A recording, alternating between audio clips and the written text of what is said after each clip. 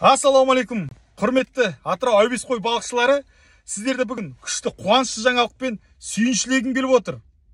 Дәл қазір мен анау тұрған прокуратурадан шығып келе жатырмын. Яғни сіздер білсеңіздер, өткенде арызданған болатынбыз. Дамбы бойынан неге балық аулауға болмайды деп.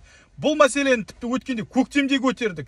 Облыс әкіміне де айттық, қала әкіміне де айтылды. Бұл енді міне прокуратурадан қазір жақсы жаңалық естіп жатырмын.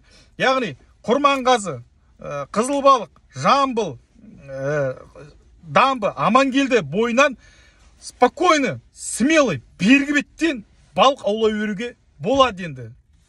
Бұл балықшылардың жетістігі, өзім қуанышым ішіме сыймай, қазір өзім толқып татырмын, шыны керек бар ғой.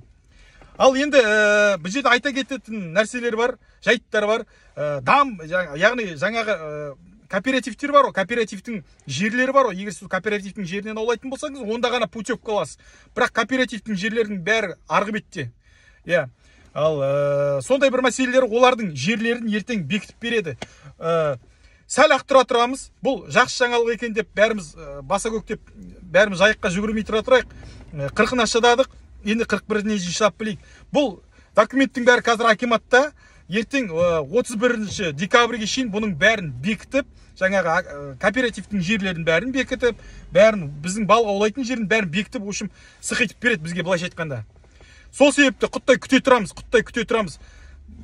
Ең бастысы қуанышты жағдай, қуанышты жаңалық, бұл дамбы бойынан спокойно, смело тұрып балық аулай беруге болады. Осымен сіздерді бүгін бөліскім келіп отыр. Бұл біздің жетістігіміз. Жігіттер, құттықтайын барсаңызды.